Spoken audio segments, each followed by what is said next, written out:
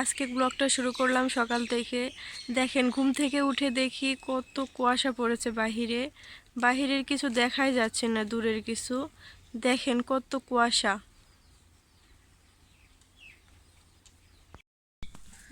তো এখন সকালবেলা এইখানে যে বড়ি ভাজা হচ্ছে, চাল কুমড়ো বড়ি দিয়ে। এই যে এখানে মাছ রান্না হবে, আর এখানে হচ্ছে লাউ ভাজি হবে। আসসালামু আলাইকুম, কেমন আছেন আপনারা? আশা করি ভালো আছেন। আমরাও আলহামদুলিল্লাহ ভালো আছি। তো এখন সকালবেলা আমি সকাল থেকে ব্লগটা শুরু করলাম। এখানে মা হচ্ছে চিতই পিঠা বানাচ্ছে। এই যে দিয়ে দিল। একটা পিঠা হইতে কতটুকু টাইম লাগছে মা? কয় মিনিট? 3 মিনিট লাগে। 3 মিনিট না? এবার এটা হচ্ছে 3 মিনিট লাগে। এবার সারা দিয়ে ঢেকে দিব। সারা দিয়ে, এটা হচ্ছে সারা দিয়ে এই যে ঢেকে দিল। গ্রামে কিন্তু এটাকে সারা পিঠাও বলে, যেহেতু সারা দিয়ে হচ্ছে ঢেকে দেয় এই জন্য। আর ওইটা একটা দিয়ে চারপাশ হচ্ছে করে দিচ্ছে, যদি ভাপটা না বের হয় ভালো মতো পিঠাটা ফোলে। আর এখানে যে পিঠার হচ্ছে রস যেটা, সেটা বানিয়ে নিয়েছে।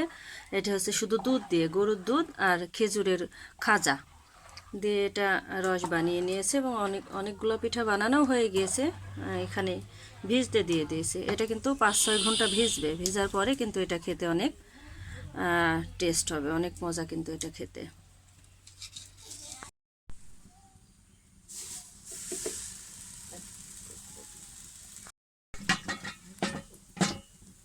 তো এখানে যে পিঠাটা হয়ে গিয়েছে, এখন মা উঠায় নিচ্ছে। এখন এই যে এটা রসের মধ্যে দিয়ে দিবে। এই যে ভিজতে দিয়ে দিল।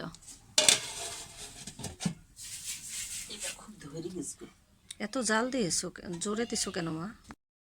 খেলা কয় দেখি, তুমি কি ভাত খাবা না বাবা? ভাত খাবা না?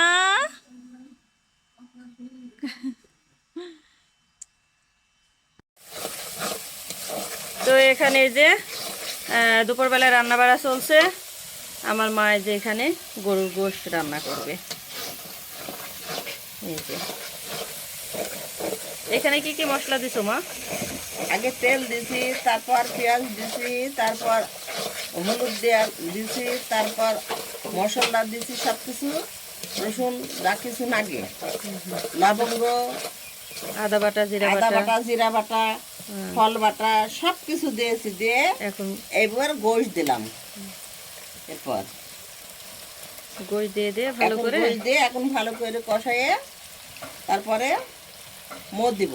আমার গ্রামের ভাষা আমরা মো বলি, পানিও বলি। আচ্ছা, ভালো করে কষাই নাও।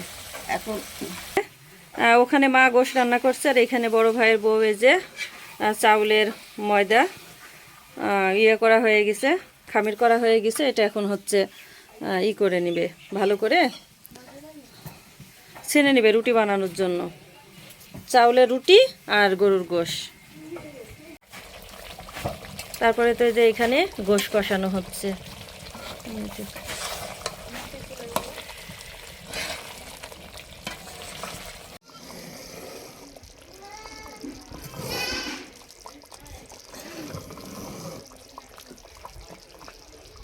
তারপরে তো এখানে যে গোশ রান্না হয়ে গিয়েছে, নামিয়ে নিয়েছে।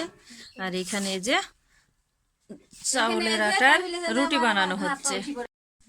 তারপরে তো এখানে যে আমার ওই দাদিকে আরেকদিন দেখতে গেছিলাম, সে দাদি খুব অসুস্থ। মা আবার এখানে রুটি আর গোশ দিতে যাচ্ছে।